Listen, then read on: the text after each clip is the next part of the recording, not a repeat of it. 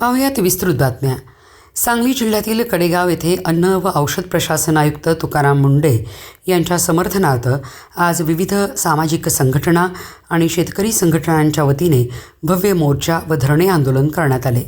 मुंढे यांना किमान 3 वर्षाचा स्थिर कार्यकाळ द्यावा, त्यांची बदली करू नये आणि त्यांच्या उत्कृष्ट कार्याचा शासनाने योग्य गौरव करावा, अशी प्रमुख मागणी आंदोलकांनी केली आहे। या आंदोलनात शेतकरी संघटनेचे राष्ट्रीय अध्यक्ष रघुनाथदादा पाटील, पाणी संघर्ष समितीचे अध्यक्ष DS देशमुख, क्रांती सेनानी विचारमंचचे किरण लाड, सुभाष पाटील तसेच शिव फुले शाहू आंबेडकर विचारमंचचे पदाधिकारी, शेतकरी आणि नागरिक मोठ्या संख्येने सहभागी झाले होते। आंदोलकांनी यापूर्वी शासनाला लेखी निवेदन सादर केले होते, मात्र त्यावर कोणतीही कार्यवाही अथवा उत्तर न मिळाल्याने शांततेच्या मार्गाने मोर्चा आणि धरणे आंदोलन करण्यात आल्याचे आयोजकांनी सांगितले। पाणी संघर्ष समिती, शेतकरी संघटना आणि विविध सामाजिक संघटनांच्या सहभागामुळे कडेगाव शहरात आंदोलनाला उत्स्फूर्त प्रतिसाद मिळाला। प्रामाणिक आणि कार्यक्षम अधिकाऱ्यांच्या समर्थनार्थ नागरिक मोठ्या संख्येने रस्त्यावर उतरल्याचे चित्र यावेळी पाहायला मिळाले। आंदोलनाच्या शेवटी शासनाने तुकाराम मुंढे यांच्या कार्याची दखल घेत त्यांच्या मागण्यांवर सकारात्मक निर्णय घ्यावा, अन्यथा पुढील काळात आंदोलन अधिक तीव्र करण्याचा इशाराही आंदोलकांनी दिला आहे।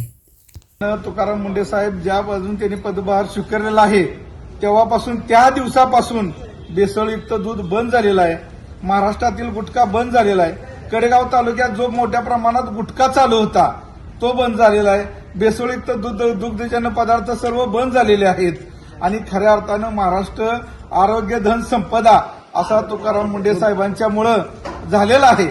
आणि इथून पुढच्या कार्यकाळात जो त्यांचा कार्यकाळ राहिलेला आहे तुकाराम मुंढे साहेबांचा तो पूर्ण करावा, त्यांची महाराष्ट्र शासनानं बदली करू नये हीच आम्ही सर्व संघटनेच्या वतीनं महाराष्ट्र राज्यातील जे मुख्यमंत्री आहेत त्यांना विनंती करतो। संघटना तुकाराम मुंढे यांच्या समर्थनार्थ त्यांची बदली होऊ नये यासाठी आपण जमलेलो आहोत।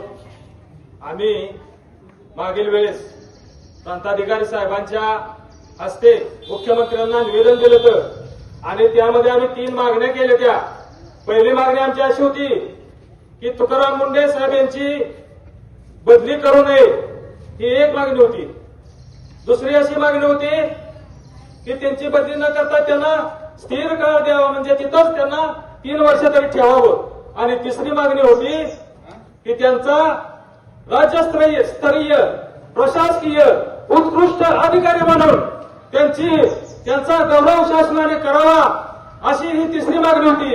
आणि ह्या मागणीचा खुलासा आम्हाला, परंतु 13 जुलैपर्यंत आम्हाला कोणताही खुलासा शासनाकडून कळाला नाही, त्यामुळे आम्ही मान्य केलं। आपण सर्व जर जमलो याबद्दल सर्वांचे धन्यवाद आणि मुंढे साहेबांना आपण पूर्णपणे पाठिंबा देऊया आणि जर त्यांची बदली केली तर पुन्हा रस्त्यावर येऊया।